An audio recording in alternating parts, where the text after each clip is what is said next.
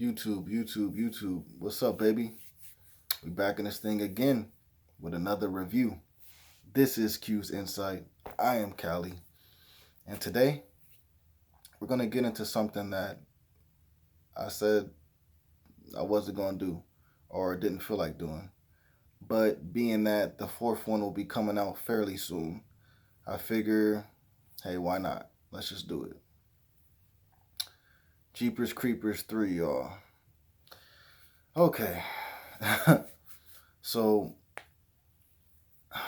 this movie is not the worst movie. I'll put it like this movie is not the worst movie I've ever seen. The worst movie I've ever seen is VHS 94, bro. That's the worst movie I've ever seen. So this movie, no, it's not the worst movie I've ever seen. So let's get that straight. Is this movie watchable? Yes, it is. Is there good quality to this movie? Yes, there is. Do they add on to the lore in this movie? Yes, they do. But to me, this movie still is on the low end of my appreciation due to the fact that the CGI was not great, due to the fact that the story was kind of bland, due to the fact that the characters were bland. Um, the best thing I can say about this movie is that we got the guy that reprised his role as the creeper in this movie, because obviously we're not going to have it in a fourth installment. He's not going to be in a fourth installment, but at least he was there for 1, 2, and 3. So I gotta give my appreciation towards that. Like I really did. I really did appreciate that. Like that guy is really the creeper, man, and it sucks that he's not gonna be in this fourth one. Maybe he'll be in the fifth one. You know what I'm saying? We'll see what happens. But um, yeah. So I mean, it's like I said, is it watchable? It is.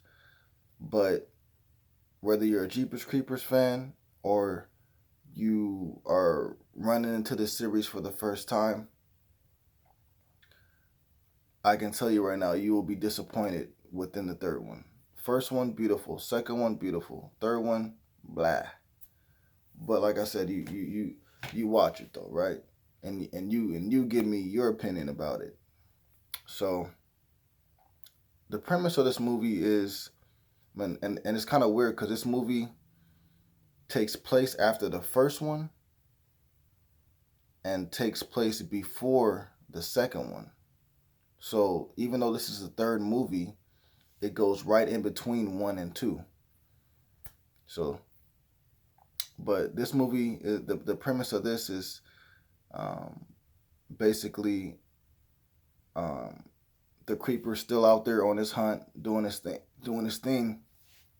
But in this story, one of the people that the creeper had killed in the very beginning, I don't know if he fights back and he ends up chopping off the creeper's hand or something like that. But either way, his hand falls down and is buried on the dude's farm that gets killed. And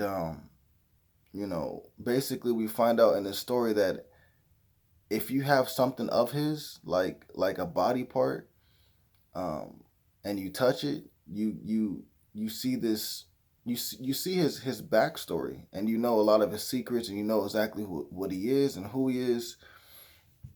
Now, as the audience, we don't get to see it happen when it happens, but we get to see the character kind of going through a phase where their eyes flip back, and then they're able to know that they're able to know his secrets. So one of the big things is that he's trying to get that back from the farm, back from these people's farm.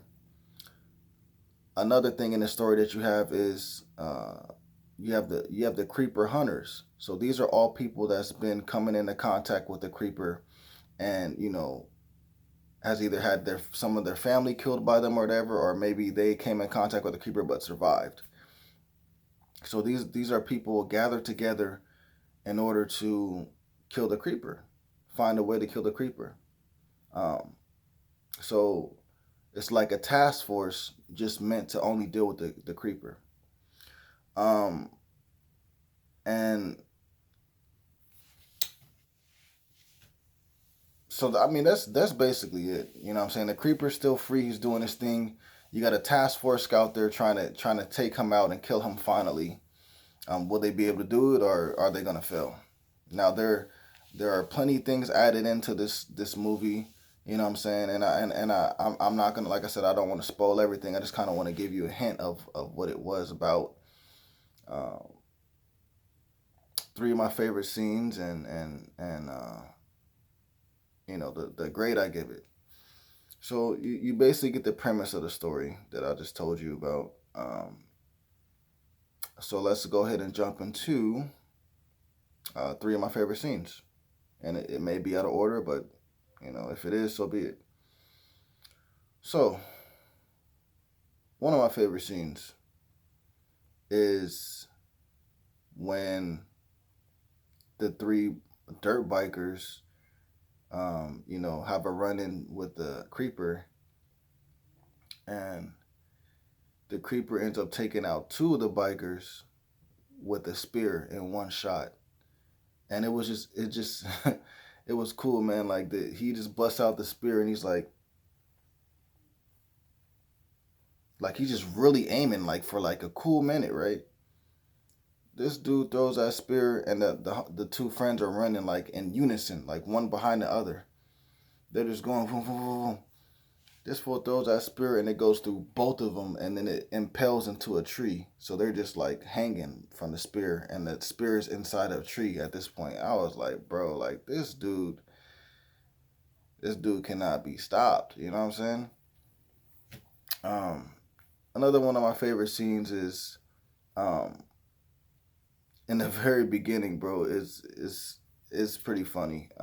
To me, it is, but you have a situation where these police officers are trying to um, get inside the creeper's truck, and now on the previous movies, his truck was not like this, but on this movie, it is. Okay, so he tries to get into the truck, or one of the officers tries to get into the truck. All the rest of the officers are standing behind him, and he kind of like sticks his arm in or whatever, and there's like these bars that just shoot down and just like chop his arm off, bro. Like that was pretty funny to me.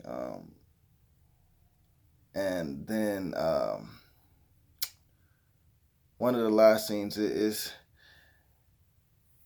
it kind of looks silly, but I still respect I still respect what they were trying to do. So the last scene I'm gonna talk about is um, it's the black dude. I can't remember his name, but he's on the creeper force, and he ends up going at it with the creeper, and you know the creeper's flying in the air towards him like slow, like really really slow. Like I don't know what they were thinking about this, and his wings were so crappy on this movie that it just looked horrible. And then you got the guy on the back of a car with the automatic armor piercing rounds with this machine gun, and he just lighting the reaper up, the creeper up, boo, boo, boo, boo, boo, boo, boo, boo, boo. And you can just see like the bullets hit the creeper, and it's just dry blood like coming out, like just dust. You know what I'm saying? Because he's so old, right? And then the scene just cuts to black, and then it reopens back up, and you see the creeper rises up from the ground, and you're like, oh, okay, that's the creeper. Did the black guy die? The creeper is walking. He sticks his hand behind him, and I guess all of his weapons react to him. So if there's a dagger in the wall and he puts his hand out, the dagger will fly back to him, you know? So anyways, he puts his hand behind his back to call for his axe. And the black guy rises up, but the axe is in his head. It was crazy, bro. So then the creeper takes it out. He goes on about his business, but yeah, man. I mean, like I said, can you watch it? And should you watch it if you're a creeper fan? Yes, but it's just the fact that I was so let down from this movie for as far as the budget, and just everything else, pretty much. Um, but I felt like I needed to give you guys a review on it, or my opinions on the movie, especially since number 4 is about to come out. So if you guys seen the movie, let me know what you guys thought about this movie, how you think it holds up to 1 and number 2, and do you think that number 4 will be better than this one? Please remember to like, subscribe, and share. This is Q's Insight. I am Cali. Oh, and the grade I'll give this movie, I give it a 6.5 out of 10. Okay? 6.5 out of 10. This is Q's Insight. I am Cali, and until next time.